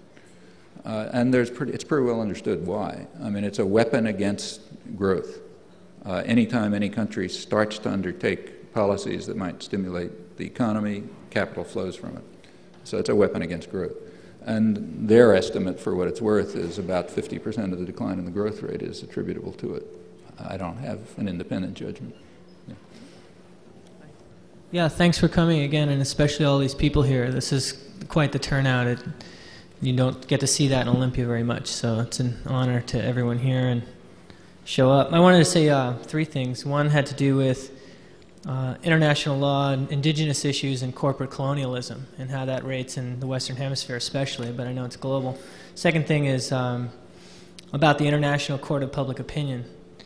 And the third would be on the what to do question. And I think that fits nicely into what was said earlier a little bit, is that, and one of the things I've heard you say, I've been listening for years, is that inform yourselves, inform each other, identify allies, and get out there and work on it. And one of the things I'd ask, too, when we get to that part. But on indigenous issues and corporate colonialism, I was hoping you could speak to that a little bit. I know that it's a little bit lacking in some of your public talks. I know that you do get into it, and I know that the book 501 Years relates to that to a degree. But if you could speak to that, especially as regards regionally, we've been looking at a situation in British Columbia whereby that empire is on, it's beyond the treaty frontier. There's no treaties in most of what is now BC. And the Native nations and peoples there have been in a very strong resistance. There was a 30-day siege that was blacked out of the U.S. It's very recent. And then also the BC Treaty Commission, which in terms of international law, I think is really an interesting concept that, you know, if we're going to believe in NAFTA and GATT and the rule of law and constitutions and parliaments, you know, how is Canada getting away with this and with its reputation? Mm-hmm. And then in terms of the International Court of Public Opinion, I think a lot of the people here will pretty much always, you know, agree with a lot of what you have to say on detailing history for us and bringing us up to speed. But at the same time, I find more intriguing is your talk on mind control and what we can do about it and how people are really being manipulated or not and what we can do about that. So in terms of the International Court of Public Opinion, you know, why did we all see the person at Tiananmen Square standing in front of the tanks? You know, we all got that. Yet, is there any hopes in that regard? So maybe you could tie that into the what to do, those couple of things. Thanks. Well, let me begin with the end. You know, what to do, there can't be any answer about what to do. That's like saying, look, people are suffering all over, what should we do? You know, well, there's no answer at that level. Ask, what should you do about X? You know, let's pick a problem. Then we can ask, what do we do about that problem? And then we'll ask, well, what are our capacities? You know, what's the problem? How can we deal with it? And so on and so forth. That's how you answer what can we do questions. You can talk about a bigger vision, like the person who asked the question over there about anarchism and organization. Yeah, you can think about long-term aims that you're trying to get to, and that makes sense too. But just what can we do? No, I mean, suppose people say, what should we do about slavery? Well, get rid of it, you know. Now, how do we get rid of it? Okay, now it becomes a problem, and you get serious and you try to do something about it. But general discussions about what can we do, they don't mean anything. You know, we've got enormous options. We're very free. Most of us are very privileged. You know, there's a high degree of responsibility here for what happens in the world. So there's a ton of things we can do if we choose to do them. We want to talk about it, then if we decide it's more fun to talk about it, well, then nothing will change. As to manipulation and what you can do about manipulation, yeah, stop letting yourself fall for it. I mean, again, there's no big secret, you know. You have to learn, which isn't all that hard, to take a skeptical, critical eye to the kind of stuff that you see and, you know, think about it and look at it from other points of view and so on. I mean, it's like asking, you know, if I'm teaching a science class and somebody says, how do I figure out the truth? I don't know, what can you say? I mean, you try to use your mind. That's what you have a mind for. You know, you try to be critical. I mean, maybe an experiment comes out this way, it doesn't look quite right. You look at it another way and so on and so forth. There's no techniques, you know. There's no techniques for finding out the truth about things, except having a critical intelligence and using it. And if you're looking for secrets, you're going to be very disappointed. There aren't any. At least nobody's ever found them. About indigenous issues, I can't say anything about British Columbia, I just don't know what the facts are. But international law is extremely weak on these issues. On the other hand, there's plenty of cases of national law, like the U.S., for example. I don't know the Canadian situation, but the United States, back since the 18th century, has had binding treaties with one or another indigenous group, which it has violated in the most extraordinary fashion over and over again, because power is one thing and binding treaties are another thing. And how can you implement the binding treaties? Well, again, by the public insisting on it. The public and the powerful part of the society, that's us. Also, I wouldn't, right now, the question of what the legality is of the treaties that were made with the Cherokees for the southeast United States is kind of academic. But there are real issues about what rights people should have right now, and those should be addressed independently of any formal question of treaties or international law, in my opinion. I think last question. Yeah. No one wants to go to Portland. The last question. All right, Noam, I guess I'll hit you with this big concept one here. Basically, I'd like you to describe the conflict between autarky, which is regional self-determination, and the New World Order. And specifically, I guess I'll go back to Africa here, and before East Timor, in a country that's now known as Burkina Faso, which means literally standing tall. It was named that by its revolutionary leader who took money away from the center of power in his country and gave it to the farmers, gave them more money to grow food, basically become more self-sufficient. And he was suppressed by the French colonialists and deposed very shortly thereafter by his vice president. But I'd like you to talk. Yeah. I'd like you to, what's that? I think he's saying you better wrap it up. Yeah, well, I'd like you to just talk about that and also about what your vision of libertarian socialism and that specific thing. It's more than I can manage in the 1 minute. But on the questions of regional self-determination and integration in the world economy, I'm afraid that there are no simple answers at a general abstract level. You have to look at the cases. So the problems of some country, in Africa, say, and Haiti are just different, and they have to be looked at on their own terms. Which is not easy, and there's no formula. By and large, it's going to come down to the same thing. Any country is going to be able to follow a path of more or less independent self-development to the extent that the rich and powerful allow them to get away with it. Now, that happens to be mostly us, which means we have a big influence on this. Like Latin America could, in 1945, at the foundation of the United Nations, it could have followed what it was calling the philosophy of the new nationalism that was sweeping the region, meaning development for domestic needs on the principle that the prime beneficiaries of a country's resources should be the people of that country and so on. The U.S. didn't let them. Now, American citizens were just not involved in that. They didn't know what was going on. In fact, I suspect 99.9% of them still don't know what was going on 50 years ago and don't associate the extraordinary inequality of Latin America, which is the highest in the world, and the huge capital flight and everything else, with the fact that we had some very definite decisions there, and it played a big role there for 50 years. But the same thing is true now, and we got to learn about those things and what we're doing and how we can change and how it affects us and how it affects other people, but there's no formula. It's a matter of looking at hard cases and coming up with analyses and understanding and then trying to do something about it. And I just don't know how to answer there's no answers at this level of generality. One simple thing. 20 years ago, there was an energy crisis. What has happened to it now? There was no energy crisis. Well, in terms of in terms of where fossil fuels are heading into the future, there is an energy crisis. Okay, look. And how come is it being totally ignored by intellectuals? It's not being totally ignored. There's a ton of people interested in it and concerned about it. And exactly what should be done about fossil fuels is a hard question. So, for example, take, say, the question of nuclear energy. Here I disagree with a lot of my friends, I should say. I don't think that's a moral question. I think it's a technical question, basically. I mean, whether nuclear energy is more or less harmful than fossil fuels or, say, no energy, those are technical questions. It is not a moral issue, and you got to be serious about it. And the same is true of fusion. Whether fusion is an option and what its consequences might be is not a moral issue, It's a technical issue. Now, a technical issue has human consequences, significant human consequences, so it's in that sense a moral issue, like any technical issue is, has huge consequences. But you can't take a stand on it on moral grounds, I don't like it or something. You have to take a stand on it by asking, well, what are the consequences of the various choices that are open to us? And there are choices, like one choice is to, say, give up use of energy, but then you have to ask what happens. Like, does that mean genocide of 5 billion people, or does it mean something else? Well, those are questions which unfortunately you have to take seriously, and the same is true of all of these questions. They are not easy, and it doesn't make any sense to have slogans about them. You've got to think them through.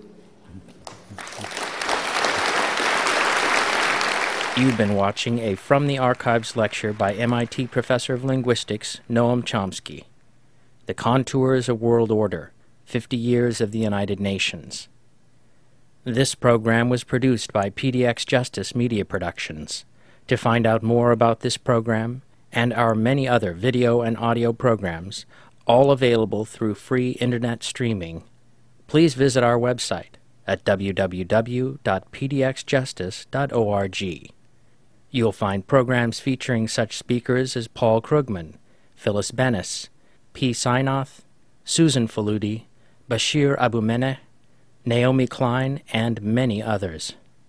Thanks for tuning in, and thanks for supporting listener-sponsored radio, public access cable television, net neutrality, and all forms of grassroots democratic community media.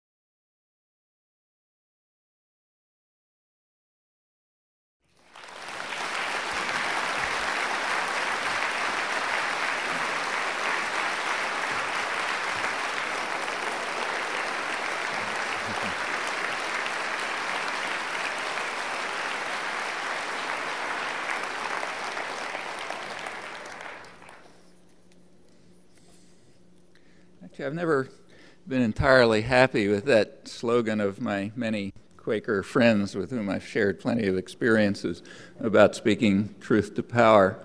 We should be speaking truth about power, but not to power, rather to the people who are going to get rid of it. That's a slightly different slant on the thing, I think. Maybe it doesn't ring as well, but it seems to me more accurate. Well, as you all know, our meeting happens to coincide with the 50th anniversary of the United Nations, the other end of the country, and it is almost inevitable, I guess, but even appropriate that we should take this time to think seriously about contours of world order as they were then, what the prospects are for them now, and what the factors are that have determined them and will continue to determine them. Well, 50 years ago, there were two conflicting visions of the new world order of the day. You're only hearing one of them in the commentary on the United Nations, and it's in fact only one of them that gets publicly articulated, but there was another one. They're both highly relevant today, I think. The one that one hears all the time is the vision of the United Nations and all the wondrous things we hope for and are dedicated to. The United Nations may now be facing its demise because of its alleged failure in bringing about these marvelous things to which we're committed. The second vision is what's sometimes called realism in international relations theory, which is critical of what they call the utopianism that accompanied the forming of the United Nations and that still resounds in the rhetoric. And the realist vision was also articulated 50 years ago, in fact, with great clarity, perhaps most clearly by one of the most respected statesmen of the 20th century, in fact, speaking for the victors in World War III, Winston Churchill, one of the World War II, sorry, that's the next one, speaking for one of the big three, one of the victors. He explained at the time, 50 years ago, that, in his words, the government of the world must be entrusted to the satisfied nations who wish nothing more for themselves than what they had. Our power placed us above the rest. We are like rich men dwelling in peace within our habitations, rather ample habitations, and we must keep the hungry nations under control or there'll be danger. Well, that's the realist vision. Earlier in the century, in fact at the peak of British power, right before World War I, Churchill articulated, elaborated, he said that Soviet aggression has no historical parallel. Its goal is total obliteration without any hint of moral restraint anywhere in the entire literature of Marxism and communism. So therefore our stance is defensive. We are defending civilized values from the monolithic and ruthless conspiracy which aims at total obliteration. There's a lot of stuff like that, I won't go on. There's also a kind of a more sober version of this, which you find in the better scholarship. So for example, and let me turn to that, take, say, John Lewis Gaddis, who's the lead, maybe the most respected of contemporary diplomatic historians and a major Cold War historian as well, who pretty much accepts what's called the orthodox version of the Cold War, nowadays sometimes called post-revisionist, for those of you who know this stuff. Rather realistically, he traces the Cold War to 1917, agreeing with George Kennan and many others, and I think that's right. And he explains that, of course, there was an immediate invasion of Russia right after the Bolshevik coup or revolution or takeover, whatever you call it. There was an immediate invasion, and he explains that as defensive. The West carried out a defensive invasion. Incidentally, on the side, that invasion was taken pretty seriously. So Britain, for example, used poison gas, which at that time was the ultimate atrocity. This is right after World War I. Poison gas was usually reserved to what were called recalcitrant Arabs and uncivilized tribesmen, among whom it would spread a lively terror. I'm again quoting Winston Churchill from secret documents, also worth reading. But in this case, it was possible to use the ultimate weapon even against white people, not just Kurds and Afghans who Churchill was talking about. So it was taken very seriously, the defensive invasion. But let's go back to why it was a defensive invasion. Well, Gaddis explains, the reason is it was a preemptive strike. It was taken in order to prevent potential Soviet actions, so therefore it was defensive. As he puts it, it was undertaken in response to a potentially far-reaching intervention by the new Soviet government in the internal affairs, not just of the West, but of virtually every country in the world, namely the revolution's challenge to the very survival of the capitalist system. So that's serious business. Now, what was that challenge? Well, obviously it wasn't a challenge by military conquest. Nobody claims that that was true in the time. There's some claim that it was true, years later. Incidentally, Gaddis, like other serious historians, and the internal record also discounted for the later period, but for this period it's not even under debate. So that wasn't the challenge. Rather, the challenge was a demonstration effect of an alternative an alternative development model, which it was feared might have great appeal to not only in the traditional service areas, what's now called the Third World, but even at home among working people and the poor and the industrial societies themselves. That, incidentally, was a prospect that very greatly concerned Lloyd George in England, Woodrow Wilson here, and others. Incidentally, that remains, if you look at the documentary record, the dominant theme until the record runs dry, which is now in the 1960s. So you go all the way through up to the, say, interchanges between Kennedy and Prime Minister Macmillan in the early 60s, it was always fear of the demonstration effect of successful development. It was the perceived success of the so-called communist model, had nothing to do with communism, but it was the so-called success of that model that was considered the threat, which is entirely understandable when you compare what was going on there to what was going on in comparable Western domains. And maybe educated Americans can't see that, but people around the world can see it very well, because they are not. This vision with greater clarity in internal discussions of the British cabinet, which have only recently been declassified, released. Here he said, "We are not a young people with an innocent record and a scanty inheritance. We have engrossed to ourselves an altogether disproportionate share of the wealth and traffic of the world. We have got all we want in territory, but our claim to be left in the unmolested enjoyment of vast and splendid possessions, mainly acquired by violence, largely maintained by force, often seems less reasonable to others than to us. So we have to teach them regular lessons in reasonableness." And in fact, in this internal secret meeting, he was calling for an increase in the military budget so that the lessons can be taught better. A sanitized version of that did reach the public with all the offending phrases removed, but that's the actual version, and a very good one. I ought to add that the more humane among the conquerors didn't always find the measure so reasonable. For example, Adam Smith, who bitterly, 200 years ago, bitterly condemned what he called the savage injustice of the Europeans, who, as he saw very clearly, were brutally creating the first world, third world divide that's now so dramatic and was much less so at the time, in fact, virtually undetectable at the time, created, as he pointed out, by the savage injustice of the Europeans. Well, Adam Smith was a figure of the Enlightenment, pre-capitalist and, in fact, anti-capitalist in fundamental ways. And he was also smart enough to detect the fundamental illusions of the realist position. One of them was that, contrary to Winston Churchill, the rich men are never satisfied. Rather, as Adam Smith pointed out, they will always follow what he called the vile maxim of the masters of mankind, all for ourselves and nothing for anyone else. Second, the we who are enjoying their vast and splendid possessions acquired by violence were not the people of England or France or the United States and so on, except for accidental exceptions.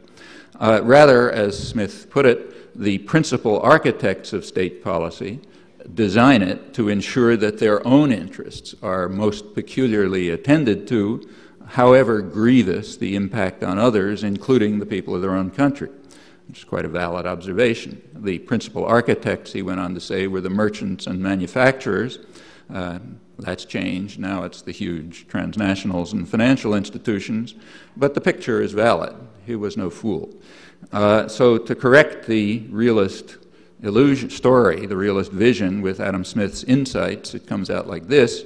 The rich men of the rich societies will pursue their vile maxim, seeking to expand their vast and splendid possessions, which they have gained by violence and maintained by force, resorting to savage injustice when necessary, and those who don't play that game will fall by the wayside. The lot of the vast majority of the population is just to serve and to suffer. That's the realist vision. Incidentally, these observations of Adam Smith's and Churchill's can be generalized to domestic forms of property, so-called property rights, and possibly even to a proposition that's being debated not too far from here, but I leave that to you. Well, that's one vision of world order. The other was the vision of the United Nations, or at least the rhetoric that accompanied its founding, and I won't review that because we're engulfed in it all the time in a flood of such pronouncements presented with great self-adulation as our permanent and noble commitment. Since you know all this by heart, I won't waste time on it. We can ask realistically, however, whether the people who produced the rhetoric have ever believed a word of what they were saying. or whether either consciously or maybe not too far below the surface, they actually adopted the realist vision that was advocated by Winston Churchill and corrected and condemned by Adam Smith. That's a fair question, and I think historical practice provides a rather clear, if not particularly flattering answer to it. Well, there are, of course, plenty of people who are deeply committed to the vision of the rhetoric and who hoped and often sought to make it a lot more than that. I suspect that that includes the vast majority of the population of the world, which is why reality always has to be masked in so much secrecy and deceit. It's, after all, easier to tell the truth. Why construct the illusions? Also, this includes some fairly prominent individuals. But power has always resided elsewhere. Those were the visions of world order then. We know which one succeeded, and I don't think it's fundamentally different now. Going back to the United Nations, in the United States, attitudes toward the UN, the ones articulated that we can read, the ones that are articulated by the educated classes, folks like us, they have oscillated all over the place throughout these last 50 years, from great praise to utter contempt. I'll return to that at the end, suggesting a kind of a realist principle that gives, I think, a simple explanation for the variations. But first, let's take a look at the major arguments that are now current as to why the United Nations has failed in its mission and why we have to maybe get rid of it, and what all this tells us about the realities of world order. There are two basic failures of the United Nations that appear in all the discussions. One is that during the Cold War, it was paralyzed, and then there was this moment of hope after the Cold War ended, but the illusions were shattered by the rise of ethnic conflicts and the failure of the United Nations to deal with them. That's the basic story. So to give a couple of representative quotes from the moment of hopefulness around 1990, I'm quoting from leading columnists and editorial writers in the Washington Post and the New York Times, but this is perfectly typical. There was a flood of this stuff. I've got a lot of it in print if you're interested. It's virtually exceptionless. So here's typical examples. During the long Cold War years, the Soviet veto and the hostility of third world nations made the United Nations an object of contempt, of scorn to many Americans who were rightly appalled by the sight of grim-faced Soviet ambassadors casting vetoes and storming out of Security Council meetings and shrill anti-Western rhetoric from the third world. But with the end of the Cold War, this is from 1990, with the end of the Cold War in 1989 and 1989, Soviet policy changed, and that brought about a wondrous sea change in the United Nations, which can finally work the way it was designed to. That's completely typical of a flood of rhetoric from that period. Then came the disillusionment. The era of ethnic conflicts replaced the Cold War. The United Nations again failed to deal with them, so maybe the time has come to bid it farewell. That more or less encapsulates the story. Well, let's have a closer look at these two eras of modern history and what they actually tell us, which I think is a little different. With regard to the Cold War, there's again a standard version. I won't waste much time on it because it's too familiar. It was articulated, for example, by President Kennedy. The communist world, he said, from Havana to Moscow to Peking, as it was in those days, to Saigon and so on. The communist world, he said, is a monolithic and ruthless conspiracy planning to take over all the rest. His right-hand man, Robert McNamara, benefit from our education, which prevents us from seeing what's obvious, and was indeed obvious to planners.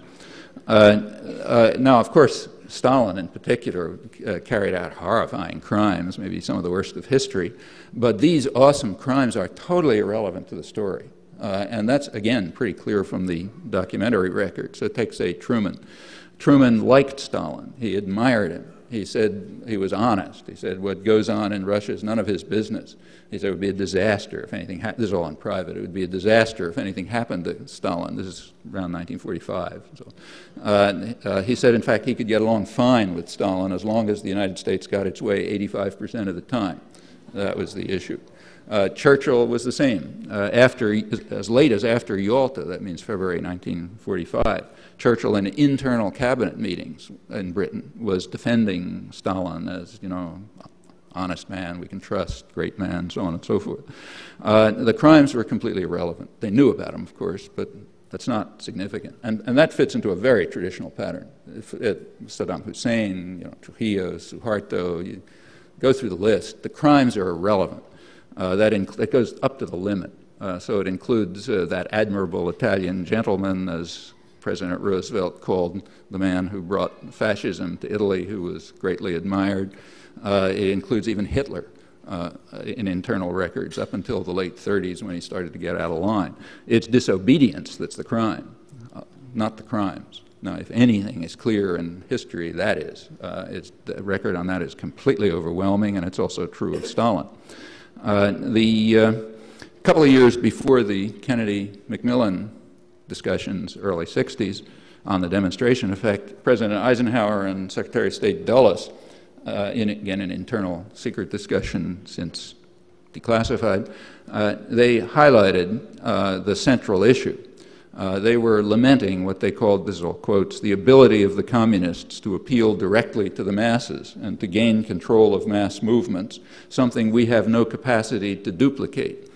And the reason is that the poor people are the ones they appeal to, and they have always wanted to plunder the rich. Now, as Eisenhower and Dulles understood, their position on who should plunder whom was going to be a pretty hard sell. So it was kind of like an unfair competition in the, in the general arena. And so that's an old worry. It goes back to the founding of the American constitutional system. If you read the debates over in 1787 over the constitutional convention, most strikingly and most interesting is James Madison, who was the main framer. I mean, it was his ideas that got incorporated. And he warns very strongly against the danger of allowing a democratic system to develop. He discusses what would happen if they allowed it to develop in England, which was then the model of democracy. He said, you know, the majority of the population will undermine the rights of landed proprietors, and obviously we can't allow that. Our system has to be designed, he said, and was designed, so that in his words, so that the government will fulfill its primary responsibility, and the prime responsibility of government is to protect the minority of the opulent against the majority. Because you got these people out here who are always trying to plunder the minority of the opulent. And that has to be prevented, and the constitutional system was designed to prevent it. And that theme runs right through all of our history, in the actual history. Now, I'm only sampling from a very rich record, which suggests a rather different perspective on the Cold War. That different perspective, in fact, I think is reinforced pretty powerfully when you look further, and it tells us a lot about the future as well. One place where you can look further is in the very rich record of declassified planning documents, which stress